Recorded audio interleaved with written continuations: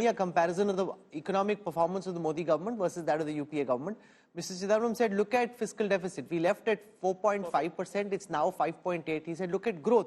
As an average for 5 years, we grew faster in UPA 2 than we've grown now. They'll give the example of the pandemic, but we had the economic crisis in the US in the late 2000s, and therefore his argument is, if you look at 10 years, it's not as if the UPA didn't perform. In your arguments, he alleges that the government makes it seem as if the UPA did nothing and they're the ones who are building India afresh.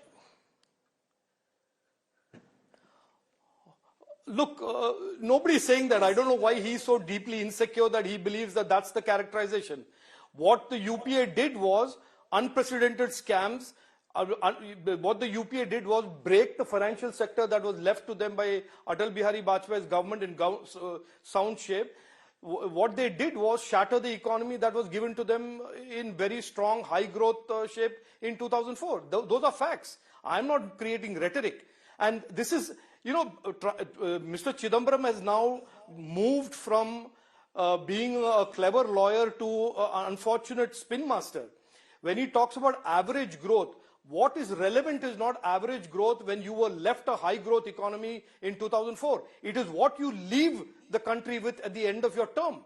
And they left an economy that was in tatters at the end of the term. And Rahul, all you need to do is go back to 2014, do a Google of all the headlines that describe the economy under Chidambaramji's watch. It was laggard economy, investment decline, high inflation. I am not saying this. You just have to Google and get a view on what the economy was when Finance Minister Chidambaram was the so-called caretaker of the economy.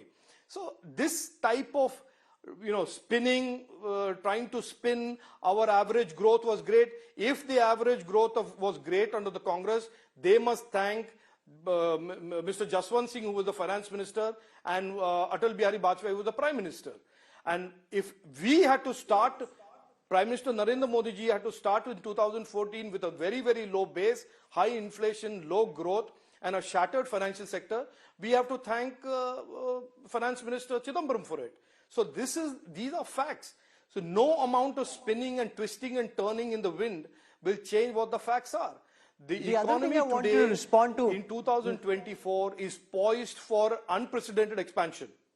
The other thing I want you to respond to is his charge, and borne out by the data, that in the last few months of this fiscal, expenditure has been cut back on capital expenditure, on several of the social outlay schemes.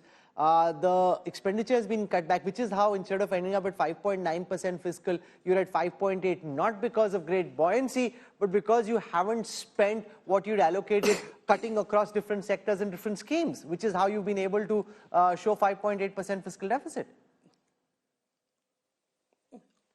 And Rahul, I didn't complete this so-called charge of Mr. Chidambaram that our fiscal deficit is very high compared to his fiscal deficit. His fiscal deficit was almost 9%. And even that he managed after cleverly fudging data, and we know this. He knows it. And if he wants to be drawn into a debate on this, we are more than happy to have a debate on what he did to fudge the oil deficit and by stuffing the numbers in the oil marketing company. So I don't want to go down that road. But for somebody today of his caliber and his knowledge to start talking about the fiscal deficit, knowing fully well the world just went through the black swan event of an unprecedented kind during COVID, where 2 years this had a huge, deep impact on economic activity, trade, exports, imports, all of that happened. And he wants us to just believe that that will not have any consequence on the economy and the deficit. Of course, revenues came down for the government, as it did for every government around the world. Of course, the government had to borrow more, as did every government in the world. And of course, fiscal deficit went up during the COVID, as did for every reasonable, responsible government in the world who was responsible enough to look after their people, protect their people with vaccines, protect their people with free rations. This is what a responsible government does. So, I mean, he gives you half the facts and wants people to believe that he ran a superlative economy, when the facts and the truth are exactly the opposite. So, and on the issue of whether we spend enough or not, Rahul, spending efficiency today in the Narendra Modi ji government, a 1 rupee travels further than ever before in the history of independent India.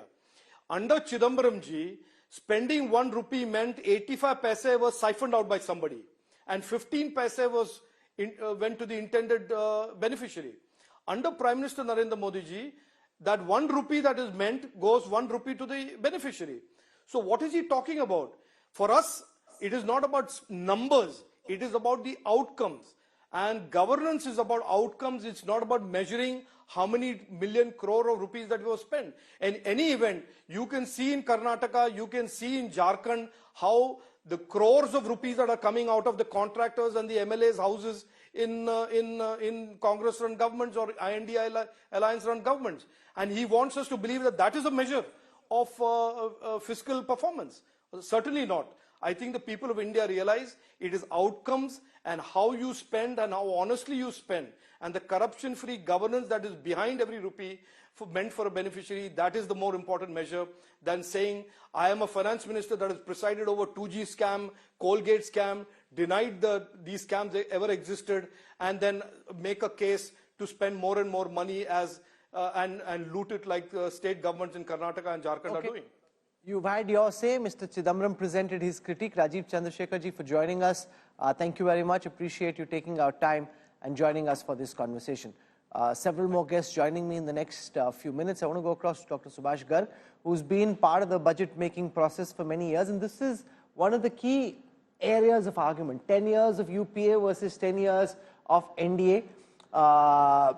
Chidambaram arguing that, there was a lot that got done and the government trying to disparage the performance under the UPA to make it seem as if nothing happened. And you just heard from Minister Chandrasekhar, as we will from several others in the government, who will say, well, frankly, those 10 years were 10 years of a lost opportunity. See, it's very good to compare because that's what gives you a long-term sense of how India has developed over the years and performed. Minister Rajiv was talking about Atal Bihari Vajpayee's government and then subsequent movement into the UPA government at that time. I would recall for you, if you go back, Atal Bihari Vajpayee government 2003-04 was a very good, outstanding year. That's what gave birth to the Shining India movement, because at 8%, for the first time we had recorded the real GDP growth of 8%. But again, please remember, before that 2003-04, 3 years of Vajpayee government had very low growth, only about 4% or so. And for the entire 6-year period of Vajpayee government, the growth was only about 5.5%. It was not very massive growth. When you went into the UPA, the economy was super hot in the first few years. The growth recorded by the numbers or the series which we had at that time was 8% plus for 2-3 years together. And the first UPA government of 5 years, the growth performance was excellent. Even inflation performance was very low those time, and that was the only year 2007-08 when there was revenue surplus in the country.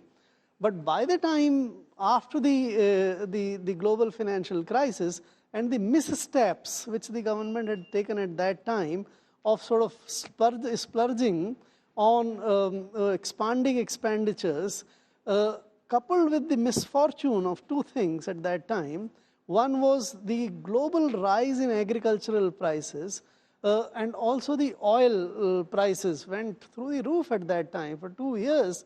By the time the cycle turned only just when the new government took over. So it's a mix of your own actions and also a certain amount of luck which is beyond So a lot your of factors play into it. I don't think you can sort of assign the entire credit or blame to anyone particular. The truth lies somewhere in between, you're saying.